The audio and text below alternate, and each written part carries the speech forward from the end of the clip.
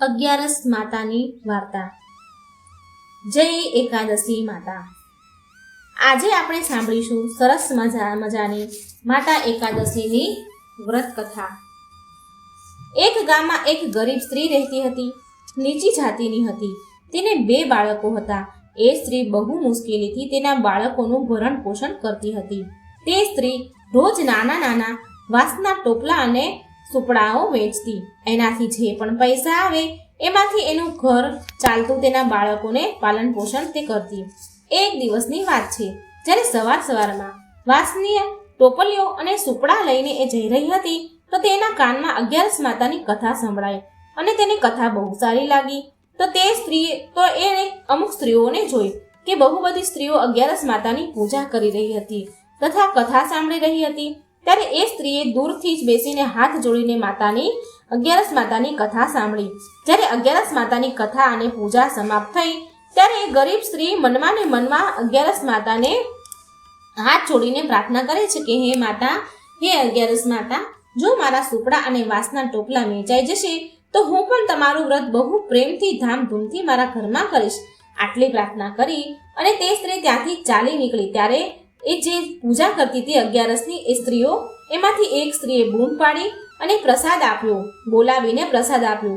અને તે ગરીબ સ્ત્રી જેવો તે પ્રસાદ ગ્રહણ કરે છે તેવી જ એ વ્રત કરનારી બધી સ્ત્રીઓ, આ બહેનો મળીને આના સુપડા અને ટોપલા જે પણ હતા એ બધા ખરીદી લે છે.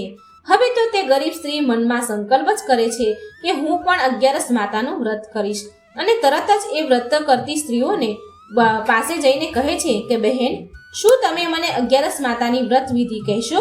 બધી બહેનો મળીને બોલે છે કે હા, કેમ નહીં બતાવીએ. ત્યારે ગરીબ સ્ત્રી બોલી, સારું બહેનો, તો કાલે તમે બધી બહેનો મારા ઘરે આવી જજો અને મને અગિયારસ માતાની વ્રત વિધિ બતાવીને જતા રહેજો. એટલે તે બહેનો બોલી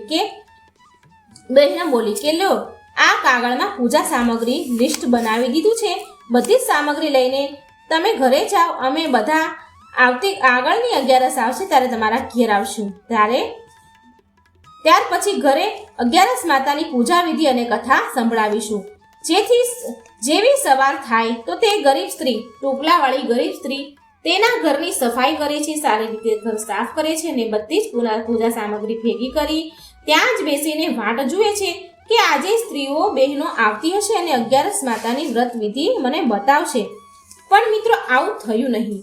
બધી સ્ત્રીઓ આ ગરીબ જે વ્રત કરતી હતી એ આ ગરીબના ઘરે ન આવી, કેમ કે આ નીચી જાતિની હતી, હલકી નાતની હતી.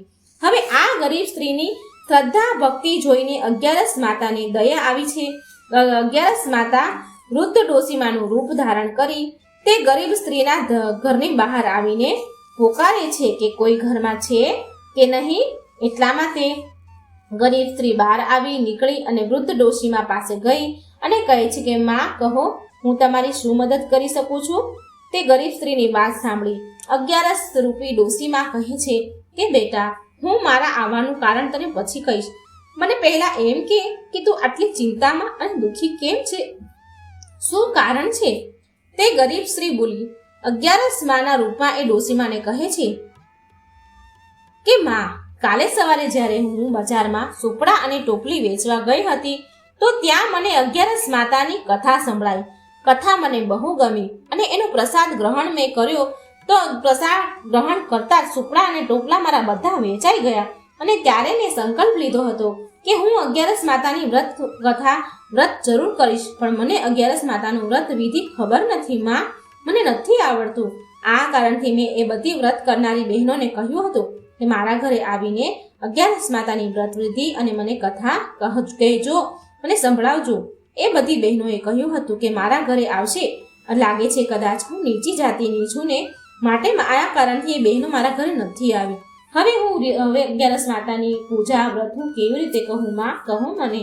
ગરીબ સ્ત્રીની વાત સાંભળી અગિયારસ રૂપી ડોશીમાં કહેવા લાગ્યા, બસ આટલી જ વાત બેટા, ચાલ હું તને કહું છું કે શું કરવાનું છે. ડોશીમાં બોલ્યા, તારે કંઈ નથી કરવાનું, માત્ર એટલું જ કરજે જેટલું તને આવડે છે એટલું જ અગિયારસ માતાનું નામ લઈને પૂજા કરી લેજે અને કથા હું સંભળાવીશ તને. એ ગરીબ સ્ત્રી ડોશીમાએ કહ્યું એમ વ્રત પૂજા કરી તે સ્ત્રીએ અને સ્વયં અગિયારસ માતાએ ડોશીમાના સ્વરૂપમાં હતા તેમણે તેમની કથા સંભળાવી અને આ બાજુ વ્રત કરનારી બધી બહેનોને અગિયારસ માતાના ક્રોપના કારણે એમના શરીરમાં ખંજવાળ આવવા લાગી. આખા શરીરે ખંજવાળ ઉપડી. બધી બહેનો બહુ હેરાન થઈ ગઈ. અગિયારસ માતાના રૂપમાં એ ડોશીમાના રૂપમાં જે હતા એ બહેનોના ઘરની પાસે આવ્યા અને કહે છે કે કોઈ ઘરમાં છે? ત્યારે એ બહેનોમાંથી એક બહાર નીકળી અને બોલી. એક સ્ત્રી બહાર આવે છે અને હાથમાં જોડીને તે ડોશીમાને કહે છે કે હે માતા, હું તમારી શું મદદ કરું? હું તમારી શું સેવા કરી શકું? અત્યારે મને માફ કરજો. અત્યારે મારી તબિયત મને બહુ ખરાબ લાગે છે. અચાનક મને આ શું થઈ ગયું છે માં? અગિયારસ રૂપી ડોશીમા કહે છે કે જાઓ, તમે બધા જાઓ અને એ ગરીબ ટોપલાવાળી સ્ત્રીના ઘરે અને તેની માફી માંગો હાથ જોડીને, કે તો તમારી બધી જ મુશ્કેલીઓ દૂર થશે. પછી બધી જ બહેનો તત્કાલ તે ગરીબ સ્ત્રીના ઘરે ગઈ અને જઈને તેની માફી માંગી અને પ્રાર્થના કરે છે કે હે બહેન મને માફ કરી દે. હવેથી અમે ક્યારેય પણ આવી ભૂલ નહીં કરીએ. અમીર હોય, ગરીબ હોય, ચમાર હોય, ચાહે કોઈ પણ જ્ઞાતિના કેમ ન હોય, જેના ઘરે પૂજા થતી હશે, અગિયારસ માતાનું વ્રત પૂજા થતું હશે, એના ઘરે અમે જરૂર જઈશું. અત્યારે અમને માફ કરી દે બહેન. તે ગરીબ સ્ત્રીએ બધાને માફ કરી દીધા અને બધી જ અગિયારસના દિવસે તે સ્ત્રી બધી ભેગી મળીને અગિયારસ માતાની પૂજા અને વ્રત કરવા લાગી. ફળ સ્વરૂપ તે ગરીબ સ્ત્રીના ઘરમાં અન્નધનના ભંડાર ભરાઈ ગયા. તે ગરીબ સ્ત્રીની ઝૂંપડી મહેલમાં બદલાઈ ગઈ. તે ગરીબ સ્ત્રી અને તેના બાળકો સુખી જીવન જીવવા લાગ્યા. અને પહેલી જે સ્ત્રી હતી જેને અગિયારસ માતાનો કોપ નીકળ્યો હતો એમને પણ સારું થઈ ગયું. તો પ્રેમથી બોલો બધા જ અગિયારસ માતાની જય. મિત્રો, જો આ અગિયારસ માતાનો વિડીયો તમને ગમે તો લાઈક કરજો, શેર કરજો, આ ચેનલને સબસ્ક્રાઈબ જરૂર કરજો. કમેન્ટ બોક્સમાં અગિયારસ માતાનું નામ પણ જરૂર લખજો. જય શ્રી કૃષ્ણ. રાધે રાધે. Thank you.